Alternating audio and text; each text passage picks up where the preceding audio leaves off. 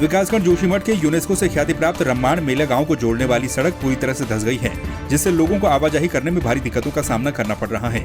सबसे ज्यादा परेशानी खाद्य रसद पहुंचाने में हो रही है। सलूड़ गांव से पहले सड़क धंस जाने पर खाद्य सामग्री ले जा रहा एक ट्रक फंस गया। गनीमत ये रही कि कोई बड़ा हादसा नहीं हुआ।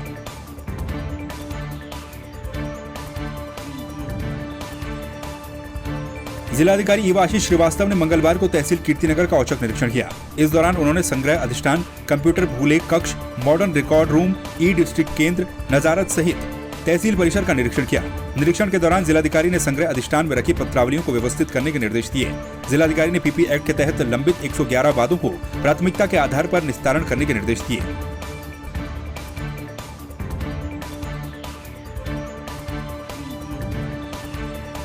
बढ़ती महंगाई और बेरोजगारी को लेकर यूथ कांग्रेस कार्यकर्ताओं ने हल्द्वानी के बुद्ध पार्क में केंद्र और राज्य सरकार के खिलाफ जमकर नारेबाजी करते हुए पुतला फूंका। इस दौरान यूथ कांग्रेस के कार्यकर्ताओं ने कहा कि आज महंगाई और बेरोजगारी के चलते आम आदमी अपने आप को ठगा सा महसूस कर रहा है और यूथ कांग्रेस लगातार इसका विरोध करती रहेगी।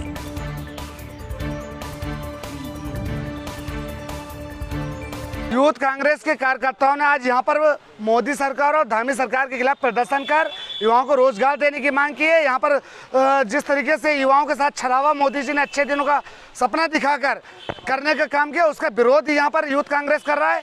लगातार यहाँ की जनता महंगाई, बेरोजगारी, भ्रष्टाचार से त्रस्त है और भारतीय जनता पार्टी के नेता लगातार चुनावी घोषणाएं कर रहे हैं। मोदी जी लगातार चुनावी रैलियां कर रहे हैं, जो कि देश के धन की बर्बादी करने का काम है। ऐसे दौरों का, ऐसे वादों का, ऐसी घोषणाओं का यूथ कांग्रेस विरोध करता है। यूथ कांग्रेस मांग करता है तत्काल यहाँ के युवाओं को रोजगार दिया जाए, जो यहाँ की मूलभूत समस्याएं हैं उनका समाधान करने का काम मोदी सरकार। बढ़ती हुई महंगाई को लेकर अपने यूथ कांग्रेस के साथियों के साथ आज हमने केंद्र और राज्य सरकार का पुतला दहन किया है और हम ये मांग करते हैं सरकार से कि आपके शासन को 4.5 वर्ष राज्य में और लगभग ये दूसरा कार्यकाल इनका केंद्र में चल रहा है।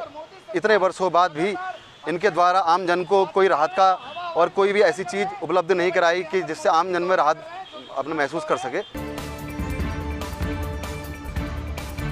पिथौरागढ़ में वंचित राज्य आंदोलनकारी संगठन का धरना लगातार 17वें दिन भी जारी रहा। इस दौरान वंचित राज्य आंदोलनकारियों ने सरकार के खिलाफ प्रदर्शन करते हुए जोरदार नारेबाजी की। आपको बता दें कि वंचित राज्य आंदोलनकारी चिन्हीकरण संघर्ष समिति के सदस्य राज्य आंदोलनकारी घोषित होने की मांग को लेकर लगातार आंदोलन कर रहे हैं।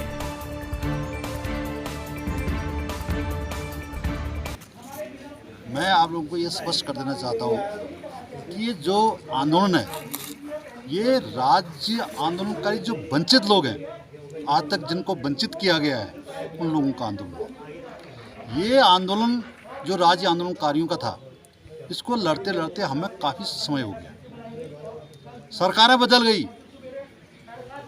और नियम बने, कानून बने, नियमों में बदलाव हुआ और जिनकी ऊपर तक अप्रोच थी, जिनकी सरकारों तक अप्रोच थी, उन लोगों का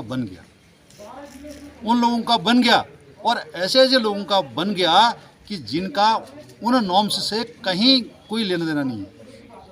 वो नॉर्म्स के हिसाब किताब से उनका नहीं बनता है।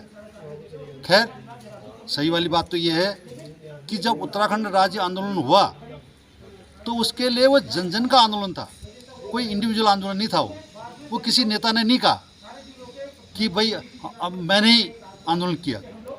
जन जन का आंदोलन था, सबने आंदोलन किया और सब उसमें भागीदार है।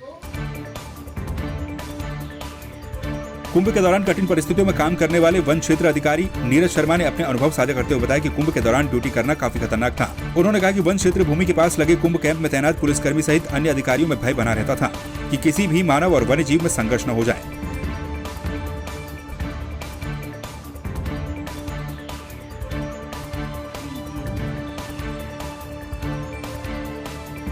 हरिद्वार वन प्रभाग में मेरी तैनाती हुई थी। लगभग 1.25 साल का समय व्यतीत हो गया है। सबसे बड़ी चुनौती उस समय एक कुंभ मेला, हमारा जो महाकुंभ मेला बहुत ही पास था, जो है निकट में था और बहुत सारे कार्य थे। विशेषकर जो कुंभ क्षेत्र है हमारे, जहाँ पर भी अनेक साधु संत और पर्यटक आते हैं, जहाँ पर मैदानों में भी यहाँ पर हुआ इतना ज़्यादा मानव वन्य जीव संघर्ष से ग्रस्त जो है संवेदनशील है इतना ज़्यादा कि वहाँ पर भी वन्य जीवों का आवागमन रहता था। कि एक नगर वन जो है यहाँ पर हमने स्थापना का कार्य प्रारंभ किया, भारत सरकार की योजना है और उसमें कुछ कार्य जो है जितना धनराशि हमें प्राप्त हुई थी वो कार्य यहाँ कराए गए अभी और बहुत जल्दी ही मुझे लगता है कि जो बाकी कार्य जब पूरे होंगे तो हरिद्वार के अंदर एक बहुत ही सुंदर, जिसे कहते हैं कि प्रकृति के बीच में एक ऐसा क्षेत्र, प्रकृति से भरपूर एक ऐसा क्षेत्र, वन क्षेत्र जो है पैदा यहाँ पर बन जाएगा, जिसमें कि पर्यटक आएंगे, स्टूडेंट्स आएंगे और न सिर्फ एक मनोरंजन का केंद्र रहेगा बल्कि बहुत ज़्यादा नेचर के प्रति अवेयरनेस, जागरूकता, प्रकृति के बारे में जानकारी, हिमालय, गंगा जी, जीव जंतु, पेड़ पौधे, इनके बारे में भरपूर जानकारी का स्थल, वैसा एक प्राकृतिक वन क्षेत्र यहाँ पर वो बनेगा। बाजपुर के चीनी मिल गेस्ट हाउस में बीजेपी कार्यकर्ताओं की बैठक जिला अध्यक्ष शिव अरोड़ा की अध्यक्षता में आयोजित की गई। बैठक में 13 दिसंबर को बाजपुर में पहुंचने वाली विजय संकल्प यात्रा को सफल बनाने पर विचार विमर्श किया गया।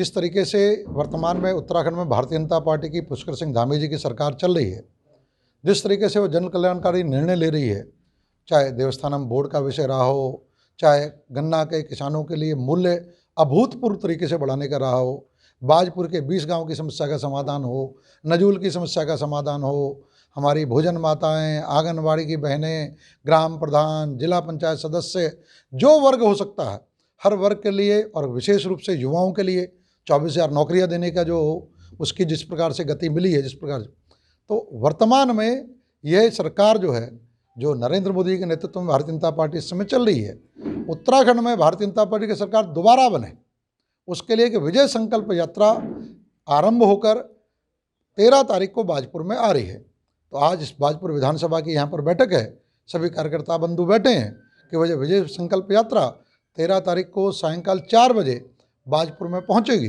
तो किस तरीके से उसकी भव्य दिव्य तैयारियां हों, किस तरीके से भारतीय जनता पार्टी के पूरा बाजपुर भाजपा में हो और एक वातावरण विजय का बने, सभी कार्यकर्ता उत्साह से लगे उसमें, जनता की अधिक से अधिक सहभागिता हो, समाज के विभिन्न वर्गों की सहभागिता हो, महिलाओं की हो, अनुसूचित जाति की हो, किसानों की हो, युवाओं की हो, इस प्रकार की सारी योजना बनाने के लिए आज बाजपुर विधानसभा के सभी संगठन के कार्यकर्ताओं की बैठक हो।